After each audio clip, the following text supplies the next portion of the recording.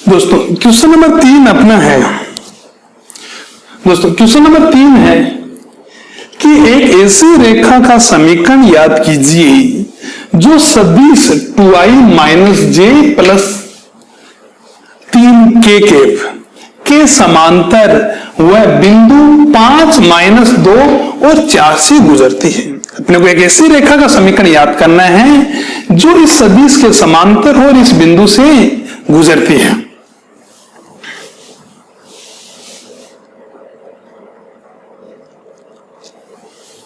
तो दोस्तों अपने पास पहले अपन सदिश रूप लिखेंगे। कौन सा रूप लिखेंगे? सदिश रूप। सदिश रूप लिखने के लिए अपने को चाहिए ए वेक्टर। ए वेक्टर के लिए आप देखोगे कि ए क्या है? दिए गए बिंदु के निर्देशांक। दिए गए बिंदु का मतलब जिस बिंदु से सरल रेखा गुजरेगी, अर्थात आपको कुछ ऐसा दिया गया है। देखो इसको ये देखते हैं कि एम वेक्टर आपको ऐसा दे दिया। ये एम वेक्टर है और जो है 2i कैप माइनस जे के प्लस 3k। कोई बिंदु यहां दे दिया आपको जिसके निर्देशांक है 5 माइनस 2 4। आपको क्या करना है कि इसके समांतर इस बिंदु से गुजरे। इसके समांतर इस बिंदु से गुजरने वाली रेखा ये होगी। अपने को इस रेखा का क्या लिखना है? समीकरण लिखना है। तो सबसे पहले हम इस बिंदु के निर्देशांक को सदिश रूप में लिखेंगे। तो जो ही बिंदु के निर्देशांक को सदिश रूप में लिखेंगे तो हो जाएगा 5i कैप माइनस 2j के प्लस 4k कैप हो जाएगा। दूसरा समांतर रेखा का समीकरण किसके समांतर है? ये इसके समांतर है। समांतर रेखा का सदिश रूप क्या है अपने पास? 2i कैप माइनस जे के प्लस 3k कैप। सदिश रूप में हम जानते हैं, सदिश रूप में सूत्र होते हैं आर वेक्टर बराबर A vector plus lambda M vector.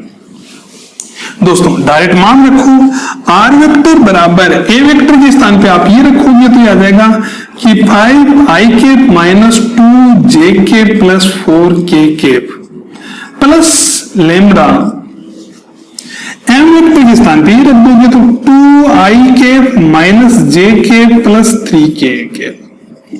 ये तो अपना क्या हो गया? सदिश रूप हो गया।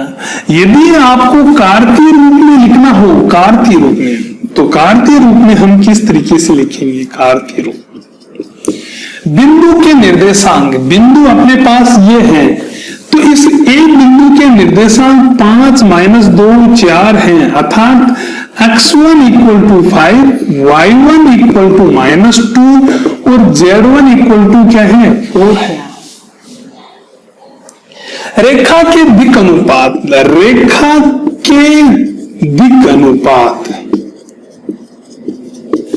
अर्थात रेखा के दिक अनुपात अपने पास हो जाएंगे 2 माइनस 1 3। अब देखो दोस्तों बच्चों को कंफ्यूज होता है कि रेखा के दिक अनुपात के लिए हम समांतर रेखा के दिक अनुपात लिखेंगे। देखो i j k के गुणांक किसके हैं? समांतर रेखा के गुणांक लिखे हैं और बात कर रहे हैं इस रेखा के दिक अनुपात की। तो ध्यानपूर्वक आप ये दिमाग में बात रखें, दो समांतर रेखाओं के दिक अनुपात समान होते हैं। अर्थात समांतर रेखाओं के दिक अनुपात क्या होंगे? समान होंगे। अर्थात इस रेखा के जो दिक अनुपात होंगे वही इस रेखा के दिक अनुपात होंगे। तो अपन जिस रेखा का समीकरण लिख रहे हैं उसके दिक अनुपात अपने पास आ जाएंगे 2 माइनस 1 3। और यहां से रेखा का समीकरण कार्तीय रूप में अपने पास समीकरण इस तरीके से प्राप्त होगा कि x minus x1 upon a equal y minus y1 upon b z minus z1 upon c हो जाएगा। और यहां से अपन आसानी से मान रख देते हैं। अब देखो बार बार ऐसा देखने में x1 बराबर 5, y1 बराबर माइनस 2 ये दिमाग में नहीं रखना है। अगर इस तरीके से अपन देख देख के मान रखेंगे अलग करके तो हो सकता है क्वेश्चन गलत होने की संभावना बढ़ जाती है। आप तो डायरेक्ट लिखें x माइनस बिंदु के निर्देशांक जिस बिंदु से गुजर रही है तो यहां 5 अपन दिक अनुपात, दिक अनुपात कितना है? 2। y माइनस माइनस 2 दिक अनुपात कितना? -1। z -4। तो यहां से हो जाएगा x minus 5 upon 2 y plus 2 upon minus 1 z minus 4 upon 3। दोस्तों ये प्रश्न में आपको कुछ भी पूछा गया, सदिश रूप या कार्तीय रूप पूछा गया है, मैं आपको दोनों रूप साथ साथ करवाऊंगा, जो भी आपकी इच्छा है। अगर दोनों रूप पूछे गए हैं तो आप दोनों कर देना, एक पूछा गया तो एक कर देना, लेकिन प्रत्येक क्वेश्चन में मैं दोनों रूप कार्तीय और सदिश रूप करवा। देखो दोस्तों, क्वेश्चन नंबर 4 अपना कि उस रेखा का समीकरण याद कीजिए या उस रेखा का समीकरण लिखिए जो बिंदु 2 माइनस 1 1 से गुजरती है तथा रेखा के समांतर है, तथा रेखा के समांतर है। दोस्तों ये तो बिंदु के निर्देशांक नजर आ रहे हैं, कोई दिक्कत नहीं है, लेकिन आपको ये देखने में मालूम चल रहा होगा कि x minus x1 upon a बराबर y minus y1 upon b बराबर z minus z1 upon c का रूप दिखाई दे रहा है, अर्थात ये एक रेखा का समीकरण दिखाई दे रहे हैं। तो मैं यहां से देखता हूं कि आपको किस रेखा का समीकरण लिखना है, क्या लिखना है। अब देखो, इसको देख के डरने की आवश्यकता नहीं है। नीचे कोई रेखा ये है, ये रेखा है। अब इस रेखा का समीकरण क्या है, ये बिंदु ये मान लेता हूं, तो इसलिए क्वेश्चन में क्या कहा गया है, उस रेखा का समीकरण याद कीजिए, बिंदु 2 माइनस 1 1 से गुजरती है तथा रेखा के समांतर, तो ये रेखा ऐसी होगी। अब इस बिंदु से गुजरने वाली तथा इस रेखा के समांतर रेखा ये प्राप्त होगी। तो अपने को क्या करना है कि इस रेखा का समीकरण दिया गया है, इसका बिंदु का निर्देशांक दिया गया है 2 माइनस 1 1 दिया गया है, अपने को इस रेखा का समीकरण लिखना है। तो सबसे पहले अपन क्या करते हैं, या तो कोई रेखा दी जाती है तो समांतर रेखा का समीकरण लिखते हैं। तो दोस्तों आपके दिमाग में आ रहा होगा कि ये रेखा है, इसके साथ में एक धोखा है। वो धोखा इस तरीके से हो रहा है कि ये रेखा भी किसी के समांतर है।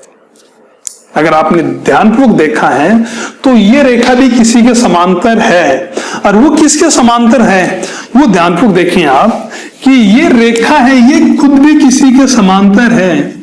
जिसके भी समांतर है वो है m वेक्टर, और वो m वेक्टर क्या है, ये 2i plus 7j minus 3k।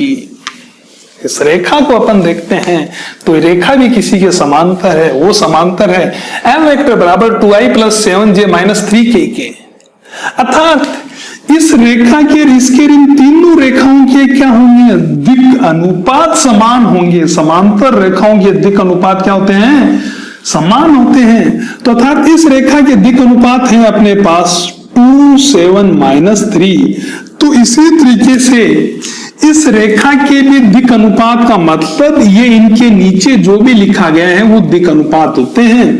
तो दिक् अनुपात हो जाएंगे 2 7 माइनस 3। अब अपने को देखो कि यदि ये दिक् अनुपात इस रेखा के हैं तो समांतर रेखाओं के दिक् अनुपात क्या होते हैं, समान होते हैं। तो समांतर रेखाओं के दिक् अनुपात समान होते हैं, तो इस रेखा के दिक् अनुपात अपने पास आ जाएंगे, वो हो जाएंगे 2 7 माइनस 3। अर्थात बिंदु के निर्देश दिया गया है, बिंदु क्या है, बिंदु की निर्देशांक 2 माइनस 1 1, जिसको अपन एक के नाम से जानते हैं। दिक् अनुपात, रेखा के दिक् अनुपात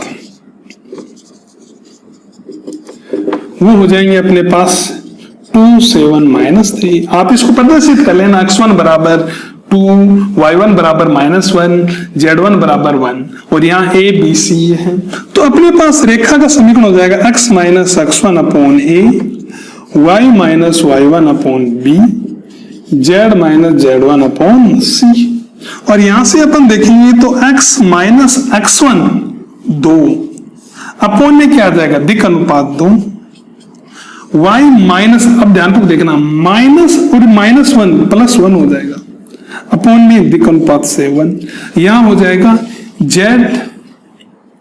-1 अपॉन -3। ये दिक् अनुपात यहां लिख देंगे, तो ये इसका कार्तीय रूप हो जाएगा। अपने को क्या करना है, सदिश रूप भी लिखना है। क्या लिखना है, सदिश रूप भी लिखते हैं।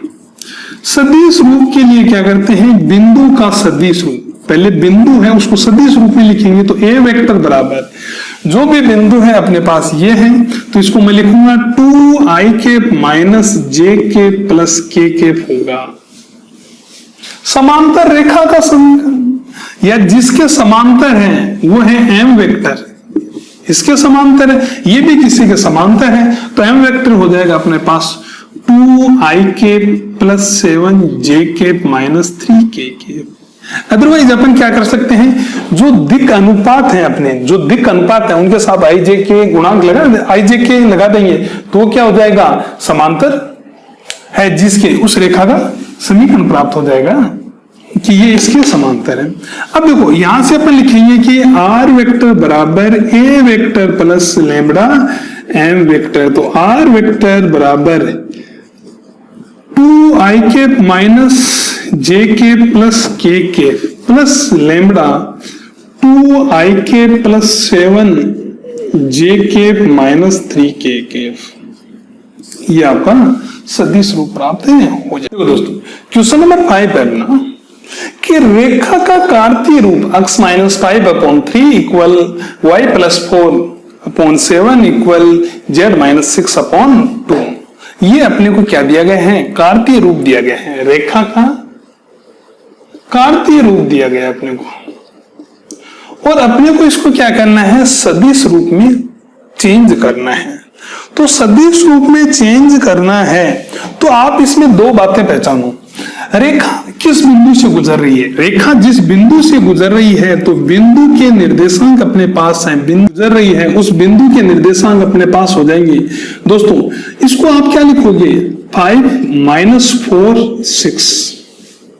देखो यहां y माइनस y1 होता है तो इस प्लस को हम लिख सकते हैं -4y, तो यहां निर्देशांक -4 होगा। देखो इसका सदिश रूप अपन लिखते हैं तो a वेक्टर बराबर 5i minus 4j plus 6k।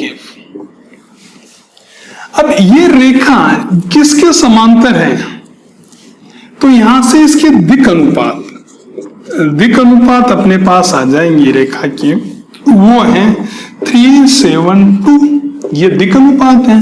तो इसलिए m वेक्टर बराबर हो जाएगा 3i के प्लस 7 j के प्लस 2k। यहां से सदिश रूप अपन लिखेंगे और जो ही सदिश रूप लिखेंगे तो वो होते हैं r वेक्टर बराबर a vector plus lambda m vector. तो यहां से हो जाएगा r vector equal a vector हो जाएगा 5i के माइनस 4 j के प्लस 6k। लैम्बडा m वेक्टर आ जाएगा 3i के प्लस 7 j के प्लस 2k। ये अपने रेखा का सदिश रूप प्राप्त हो जाएगा, जो रेखा कार्तीय रूप दिया गया है इसका सदिश रूप अपने पास।